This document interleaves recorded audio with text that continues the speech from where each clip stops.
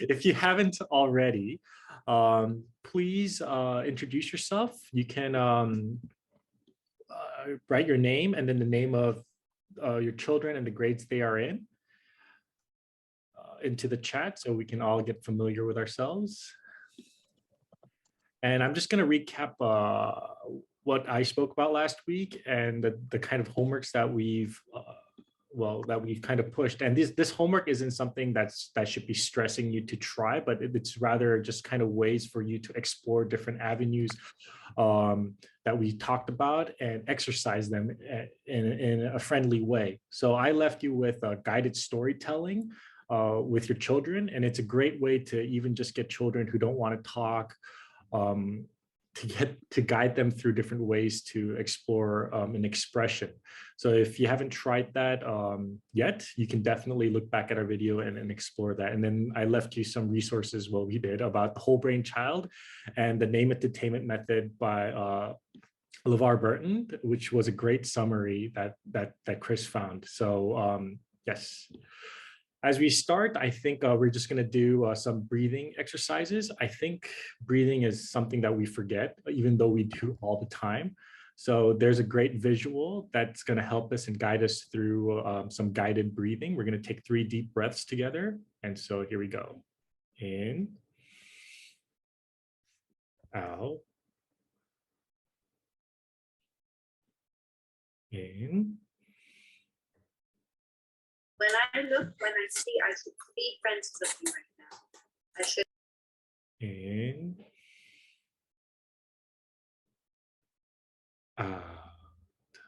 Okay, I am going to now hand over the mic to Chris. Morning, morning, morning. Really quickly, before I get started on the zones, and you've got a little bit of information there, that visual is one of 6 that has been created by an organization called De-Stress Monday. And so I'll put that link in. And the idea behind their organization is that you start some really good habits and that they can start on a Monday, because we all generally feel a bit difficult getting up and getting ready and getting moving on a Monday morning. And the idea behind this visual is it's about diaphragmatic breathing, and it's to remind us to slow down on the exhale, and that's why it's timed the way it is. I use this in all of my guidance lessons with students online, and it's really been helpful to teach them to slow down and focus on the exhale, because we know that's how we can relieve some of the stress that our brain is feeling and calm our heart rate down. And so the reason why I put this in, and hopefully it'll come through on the video when we start recording, is just to remember that you can use this as a tool with your children to help them breathe more slowly, and it can help them get back into the green zone, which is what we're going to talk about today. So this is another little tip and trick that we use as counselors and even with each other. Okay, Danny, next. So here we go, the zones of regulation. I'm sure you've heard it, seen it, are listening to it in your children's Zoom lessons. It's definitely mentioned in our guidance lessons. We wanted to give you a little bit of a background on it and how you can use it at home. So this was a strategy, a set of strategies developed by an OT, an occupational therapist in the United States, and her name is Leah Cupers. I know I'm not saying that right. And what this does is it gives us a common language for all of the grown-ups that are working with students and for each other to talk about our emotional state, as it were. And then what we do is move beyond that, and we teach children and grown-ups to practice strategies to help them get from one zone to the other. So let's look at the next slide and we can talk to that. And so this is the very basic version. And many of the children have this in their take-home packets if their teachers were able to copy this off for them before it went out. And the way that we go about teaching children and adults is that there are 4 zones, and none of the zones are bad, which is why they aren't really put in a hierarchical manner. And so we teach kids that, you know, the red zone, while it's uncomfortable, because as you can see, there are really strong emotions there, like mad, angry, terrified, out of control, that while those emotions are really strong, it's not a bad zone to be in. It's what you do in that zone, how you express those feelings towards the people around you and yourself. And then what strategies do you have to get yourself back to the green zone? And so the green zone is our baseline. It's our ideal place to be.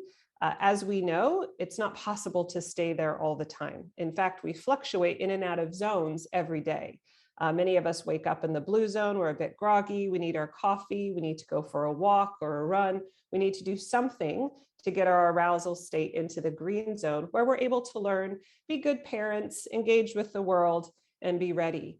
However, there are many things for children and grown-ups that happen in the day that can push us out of that zone.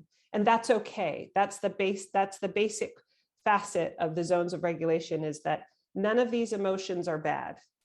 And that we really reinforce that for children, so that while you may dip into the blue zone, you'll have a strategy to help you. And if you don't, we'll teach you one and we'll practice it with you. And the we here is the teachers, the counselors, and most importantly, the parents. And so that's why we work on that during these parenting sessions, is how can you regulate yourself so that you can then teach your child some strategies. The yellow zone has been a really popular one lately, especially because of the rain. So as we're in lessons and the fact that children can't get out and expend a lot of that energy, that pent up energy they've got. And so we talk about this, that the yellow zone isn't necessarily negative. It can be fun to be silly. You can be excited about something, and that energy can be used to help focus you back into the green zone. Next slide, please, Danny. And so this is a visual that we've taken from Leah Kruppers. And what we do is we work through this with students, and we teach and practice different tools or strategies to help them get back to the green zone. And not every kid has the same tools in their toolkit, just like not every adult has the same tools in their toolkit. And what we want to do is teach children a variety of tools, because you can't always have one accessible to you in the moment. And what we talk about, especially in a classroom and now in a Zoom room, is what tools do you have accessible to you in your Zoom room or in your classroom that are okay with your teacher and that jive with the environment that you're in. So for example, taking a deep breath is always a tool that you have with you, no matter where you're at. And so that's why we focus so much on talking to our children about different ways of taking a deep breath. And teachers practice that in their lessons throughout the day. We practice that in the guidance lessons. And then we're asking you to practice that with them at home. As you can see on the far right, one of the tools that we might teach children for the red zone is to take a break. Because as we discussed last week and the week before you can teach a child a new skill or you can connect with them when they're upset, we need to help them calm down.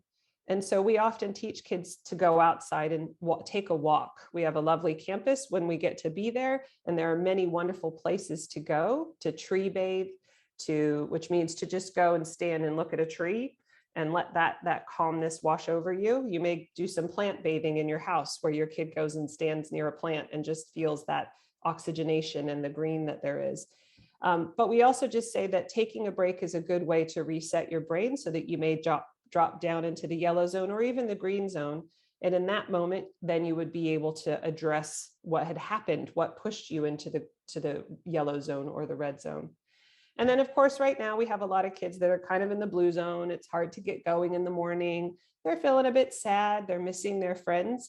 And so we teach them strategies that might help give them a little bit more energy. And so you'll hear teachers doing brain breaks and movement breaks. And part of that is that we know sitting down and sitting in front of a screen isn't great for our students for extended periods of time, but it's also to help them get their energy up. So when they are on that screen and they are receiving instruction and participating, they have the right level of energy that they need. And so if you happen to be in the room, which we hope you're nearby for your child while they're doing their lessons, you could join in with them and show them that stretching is a way that you also help regulate yourself. Next. All right, so with all of that information about the zones, the red, the yellow, the green, the blue, none of them are bad. It's just what you do in that zone. It's what can you do as a parent to support them. I'm going to pause here and take a little breath because I've been talking a lot. And just to remind you, if you have any questions while I'm talking about these different slides, please pop them into the chat. Danny is monitoring that, and so is So is Josh. And so if there are questions that come up and you don't feel like asking those out loud, we respect that. We also want to be able to address questions that may come up during the presentation. So please feel free to use the chat box for that. All right, how can you support your child? We're back to modeling. Model, model, model, model. You are your child's first and best teacher, and you modeling how you deal with being out of the green zone is a great way to help them understand how they can react to any given situation. Within that modeling is thinking aloud. And this is a teaching strategy that has been used for eons to help students understand what's going on inside the teacher's mind while they're teaching something, while they're reading a book, working on a math problem, discussing an SDG. And so we think aloud because our children are using all of the information that they have in their young brains to make sense of what's happening around them. And sometimes they need that extra layer of thinking aloud. And so that may look like kind of this storytelling bit, that part that Danny was talking about last week, which is that thinking out loud. Well, I can see that that really upset you because right now your face is showing me that you're in the red zone and you're looking pretty angry. You know, when I'm in the red zone, what I like to do is take a couple of deep breaths, and then you can match the thinking out loud with what you're doing. So you've connected with your child, identified where you think they are, and then started to help give them a strategy to calm them down. And that's the next one, which is practicing with support. And so that's saying to them, why don't we do that together now? Now, your child may not be in the spot that they can practice that with you, in which case you might say, you know what, it looks like you might need a break, and then you can come back and we can practice that together. Or even when you're in a calm state, you can say to them, let's do some breathing, or why don't we practice some squats, or why don't we grab a drink of water so that we remember what that looks like when you are in the red zone, or you are a bit silly or frustrated in the yellow zone. It's also about helping your child understand that their behavior affects you as a parent and affects the family as a whole. And so it can be as simple as saying, I can tell right now that you're feeling a bit silly. Looks like you're in the yellow zone. It's really hard for me to talk to you when you're being silly. So let's figure out a way so that you can calm down and we can talk about what needs to happen next. And so you're remaining calm, you're labeling their zone. You could even label your zone. So when you're in the yellow zone and you're being a bit silly, it kind of pushes me out of the green and I start to feel a bit frustrated. And that's where we begin to use the zones to expand our children's emotional vocabulary. And so we can go from frustrated to mad to angry to hopefully nothing comes after that. And that helps them understand that their zone affects ours and vice versa. And then, of course, it's brainstorming ways to get back to green, which is what we teach. So we know that not every strategy works for everyone. And we also know that having one strategy, which is some people like to call just being a one-trick pony, that's not always going to work either. So we want to practice a lot of different strategies with our children so that they have tools to pull from when one doesn't work. So go take a break might not work for you, but does getting a cold glass of water or walking outside. So then you have some tried and true strategies that you know you've practiced and work with your children. The next one is read and discuss stories that show self-regulation and emotions. And this is something that we recommend for parents from infants all the way up to high school. So, you know, it may not be sitting down with a picture book the way you would in grade 1, but in high school, there are plenty of wonderful chapter books that the children are reading. It's being invested in what your kids are reading and knowing and talking about that, pulling that out of them. Well, how did that, what's going on with that character? How did they feel? How did they react?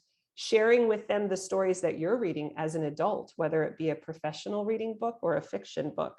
I'm looking on my screen at Megan Brazil because she does that a lot with us as her staff, as she shares stories that she's reading, and it helps us connect.